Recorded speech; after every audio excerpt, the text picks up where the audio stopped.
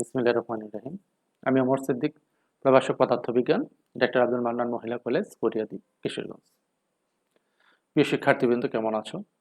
আশা করি ভালো আছো, ভালো থাকো। এই শুভকামনা করে আজকের এই অনলাইন ক্লাসে তোমাদেরকে স্বাগত জানাই। আজকে আমি তোমাদের পদার্থবিজ্ঞান প্রথম পত্রের দ্বিতীয় অধ্যায় যে ভেক্টর থেকে ভেক্টর রাশির যুগ সম্পর্কে আলোচনা করব। তাহলে আলোচনায় আসা যাক। ভেক্টর রাশির যুগের ক্ষেত্রে দুই বা ততোধিক ভেক্টর রাশির যোগ করলে আমরা কি নতুন একটা ভেক্টর রাশি পাই। কিন্তু যুগের ক্ষেত্রে একই জাতীয় দুটি রাশি হতে হবে। ভিন্ন জাতীয় রাশি হলে ভেক্টর রাশির যোগ সম্ভব নয়। যেমন সরণ, ব্যাগ, এরা হলো ভেক্টর রাশি। সরণের সাথে সরণ, ব্যাগের সাথে ব্যাগের যোগ সম্ভব, কিন্তু সরণের সাথে ব্যাগের যোগ সম্ভব নয়। অনুরূপভাবে স্কেলারের ক্ষেত্রেও একই কথাটি প্রযোজ্য, যে দৈর্ঘ্য, ভর, এরা স্কেলার রাশি। দৈর্ঘ্যের সাথে দৈর্ঘ্য, ভরের সাথে ভর যোগ সম্ভব, কিন্তু দৈর্ঘ্যের সাথে ভরের যোগ সম্ভব নয়। তাহলে একটা জিনিস আমরা পরিষ্কার হলো যে ভেক্টর রাশি যুগের ক্ষেত্রে রাশি দুটি কি একই জাতীয় হতে হবে, ভিন্ন জাতীয় হলে যোগ সম্ভব নয়। আবার স্কেলার রাশি বীজগণিতের নিয়মগুলো মেনে চলে, কিন্তু ভেক্টর রাশি বীজগণিতের নিয়ম মেনে চলে না। কারণ দুটি ভেক্টর রাশির যোগফল শুধু তাদের মানের উপর নির্ভর করে না, তাদের দিক তথা তাদের মধ্যবর্তী কোণের উপর নির্ভর করে। যে একটা উদাহরণ দিই, তাহলে জিনিসটা আরো একটু ক্লিয়ার হবে।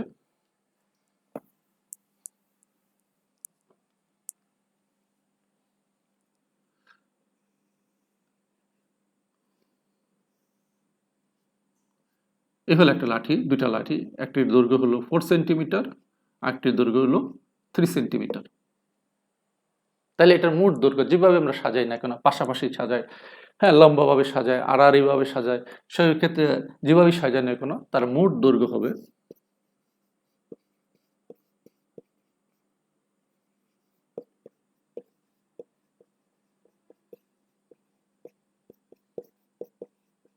7 সেন্টিমিটার।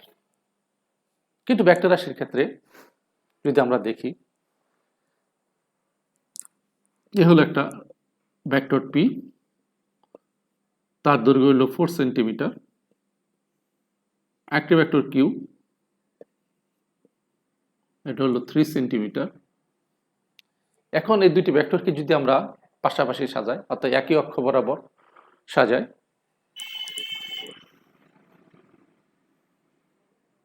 এটা পি ভেক্টর, এটা কিউ ভেক্টর। তো দুটো ভেক্টর যদি একই অক্ষ বরাবর ক্রিয়া করে, তাদের মধ্যবর্তী কোণ আলফা ইকুয়াল টু 0 ডিগ্রি, সেক্ষেত্রে লব্ধি আর কি হবে? P plus Q. তাহলে হবে 4 সেন্টিমিটার যোগ 3 সেন্টিমিটার, তাহলে 7 সেন্টিমিটার। এখন দুটি ভেক্টর যদি বিপরীত ক্রমে ক্রিয়া করে, পি ভেক্টর এইদিকে ক্রিয়া করলো আর কিউ ভেক্টর তার বিপরীত ক্রমে ক্রিয়া করে, অর্থাৎ তাদের মধ্যবর্তী কোণ আলফা ইকুয়াল টু 180 ডিগ্রি হয়, সেক্ষেত্রে লব্ধি হবে পি মাইনাস কিউ সমান হলো 1 সেন্টিমিটার।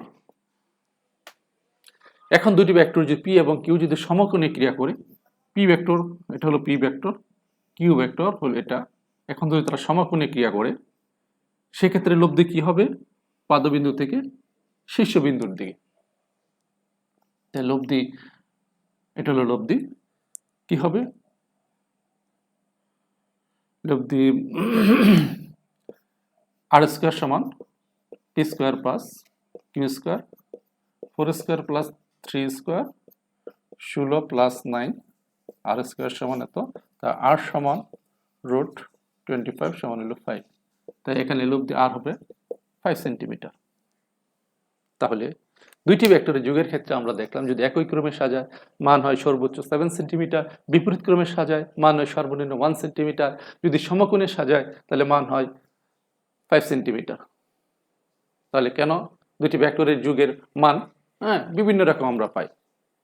কারণ শুধু ভেক্টর রাশির যুগ তাদের মানের উপর নির্ভর করে না, নির্ভর করে তাদেরকে কত ডিগ্রি কোণে সাজানো হয়েছে সেটার উপর নির্ভর করে, অর্থাৎ তাদের কোণের উপর নির্ভর করে। এই কারণেই ভেক্টর রাশির যুগ বীজগণিতের সাধারণ নিয়মে করা যায় না। তাহলে ভেক্টর রাশির যুগের জ্যামিতিক পদ্ধতিতে করতে হয়। তো দুটা পদ্ধতি আছে ভেক্টর সংযোজনের, দুটা পদ্ধতি। একটি পদ্ধতি হলো জ্যামিতিক পদ্ধতি, একটি গাণিতিক পদ্ধতি। তো জ্যামিতিক পদ্ধতিতে তিনটা সূত্র মেনে চলে। সূত্রগুলো হলো ত্রিভুজ সূত্র, বহুভুজ সূত্র, সামান্তরিক সূত্র। তাহলে এখন আমরা আসবো যে ত্রিভুজ সূত্রটা কি।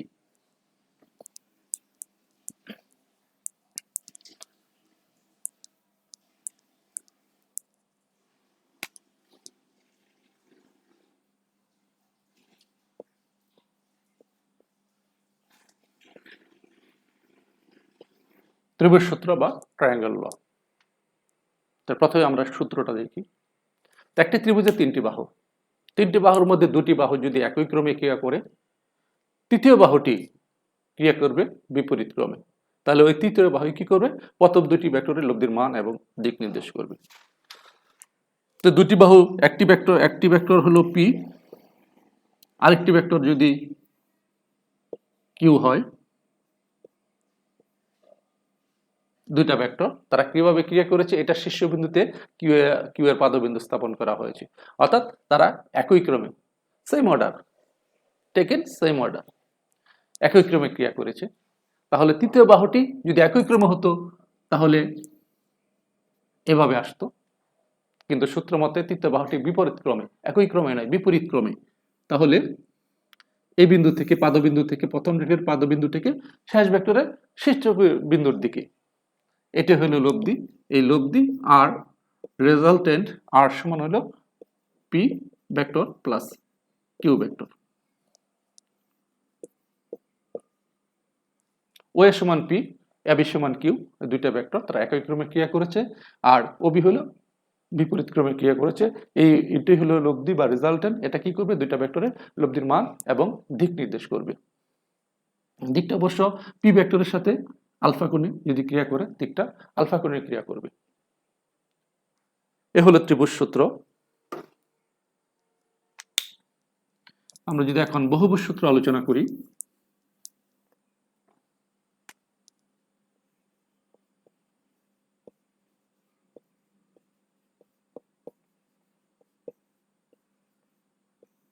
বহুভুজ সূত্র এটা দুইয়ের অধিক ভেক্টরের ক্ষেত্রে।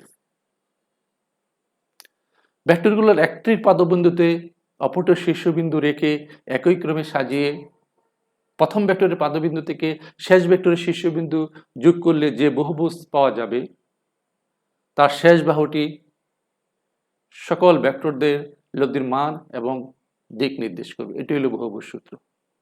তাহলে দেখি বহুভুজ সূত্রের চিত্রটা কেমন হবে। এটা হলো ও, এটা হলো এ। ও এ, ও এর সমান হলো পি ভেক্টর। এটা শীর্ষবিন্দুতে অপর ভেক্টরের পাদবিন্দু যদি স্থাপন করি, এটা বি, এটা হলো কিউ ভেক্টর। এটার শীর্ষবিন্দুতে এস ভেক্টর, সি হয়, বিসি সমান হলো এস ভেক্টর, সিডি সমান হলো টি ভেক্টর যদি হয়। তাহলে P vector, Q vector, S vector, T vector তারা কি একই ক্রমে, একটা শীর্ষবিন্দুতে অপরটার পাদবিন্দু এই একই ক্রমে সাজানো হয়েছে। শেষ বাহুটি কিভাবে ক্রিয়া করবে? প্রথম ভেক্টরের পাদবিন্দুটিকে শেষ ভেক্টর শীর্ষবিন্দুর দিকে যদি আমি যোগ করি, এটি হলো আমার রেজাল্টেন্ট বা লব্ধি। লব্ধি কি করবে? সবগুলো ভেক্টরের যোগফলের মান এবং দিক নির্দেশ করবে। তাহলে P vector plus Q vector plus S vector plus T vector, সবগুলো লব্ধির মান এবং দিক নির্দেশ করবে। তো দুইয়ের অধিক ভেক্টরের ক্ষেত্রে একই ক্রমে, দুইয়ের অধিক ভেক্টরের ক্ষেত্রে ভেক্টরগুলিকে একটি শীর্ষবিন্দুতে অপরটির পাদবিন্দু রেখে একই ক্রমে সাজিয়ে, তাহলে প্রথম ভেক্টর পাদবিন্দু থেকে শেষ ভেক্টর শীর্ষবিন্দু যোগ করলে যে বহুভুজ পাওয়া যাবে, ওই শেষোক্ত বাহুটি কি করবে? সবগুলা ভেক্টরের লব্ধির মান এবং দিক নির্দেশ করবে। এটা হলো বহুভুজ সূত্র। এখন আসি সামান্তরিক সূত্র।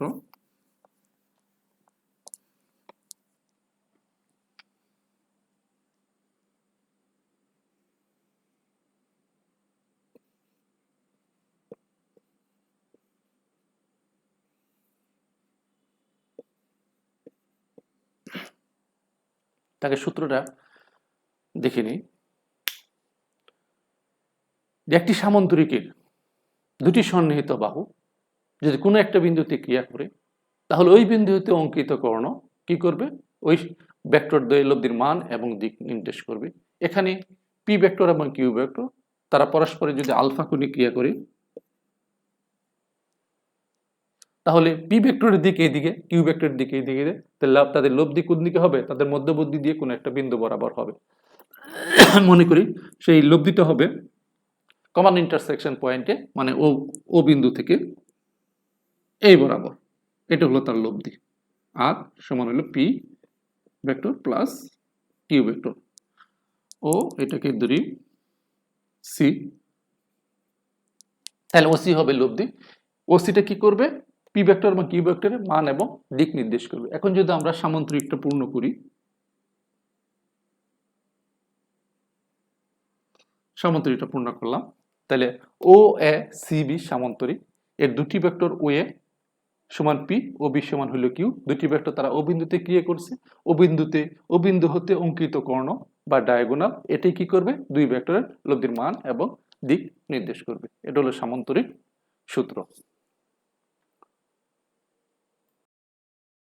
এখন আমরা ভেক্টর যুগের গাণিতিক পদ্ধতি আলোচনা করব। গাণিতিক পদ্ধতিতে লব্ধি ভেক্টরের মান এবং দিক কিভাবে নির্ণয় করা যায় সেই জিনিসটা আমরা দেখব। তাহলে এখানে দেখতে পাচ্ছি যে ও এ সমান হলো পি ভেক্টর, ও বি সমান হলো কিউ ভেক্টর, দুটা ভেক্টর তারা পরস্পরের আলফা কোণে ক্রিয়া করছে। ওসি হলো আর, আরটা হলো পি প্লাস কিউ লব্ধি। এখন ও এ বাহুকে যদি আমরা ডি পর্যন্ত বর্ধিত করি এবং সি হতে ডি এর উপর যদি সিডি লম্ব টানি, তাহলে টানলাম, লম্ব টানলাম, এটা যদি আলফা কোণ হয় তাহলে এই কোণটা হবে আলফা। ওবি সমান হলো কিউ, এসিও, তাহলে এসিটা কি হবে? এসি আর ওবি এর সমান, তাহলে এসিটাও কিউ হবে। আচ্ছা, এখন এই এ সি ডি এই ত্রিভুজ হতে, এসিডি ত্রিভুজ হতে আমরা যদি একটু দেখি যে সাইন আলফা সমান হলো লম্ব বাই অতিভুজ, লম্ব হলো সিডি, অতিভুজ হলো AC, CD by AC, CD সমান হলো এসি সাইন আলফা। আবার কস আলফা সমান ভূমি বাই অতিভুজ, ভূমি হলো এডি, অতিভুজ হলো এসি, এসি এডি সমান AC cos alpha.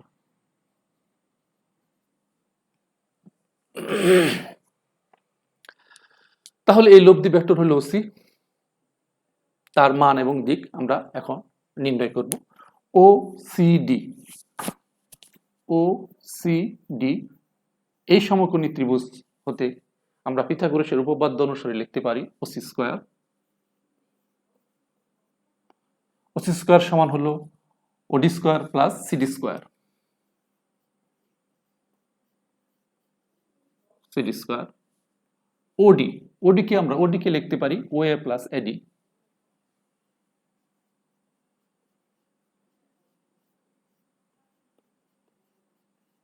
CD square. এখন ও এ হইল পি ভেক্টর, ও হইল পি, আর এডি কে আমরা লিখতে পারি AC cos alpha, AC cos alpha, AC হলো ওবি, ওবি হলো কিউ, তো Q cos alpha.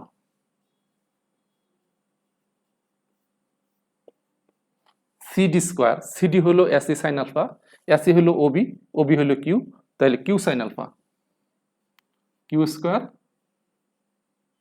Sign square alpha. এখন আমরা A plus B whole square সূত্রটা যদি এখানে ব্যবহার করি,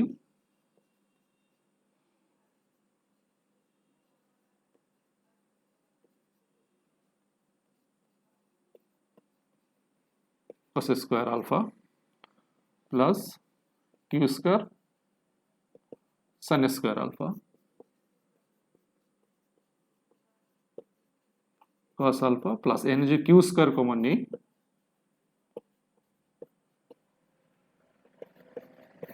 তাহলে cos square alpha plus sin square alpha হলো 1 2pq cos alpha plus Q square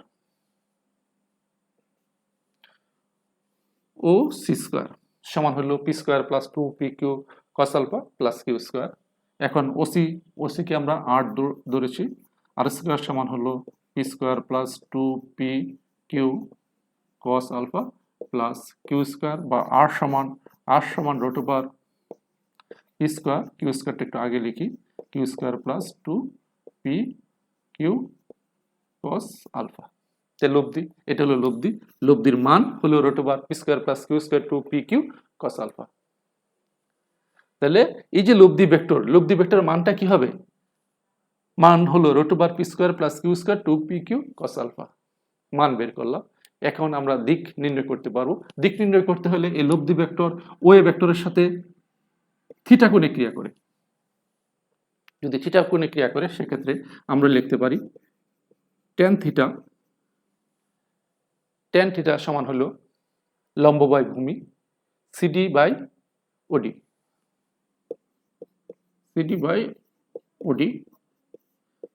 CD রইল, ওডি কে আমরা লিখতে পারি ওএ প্লাস এডি।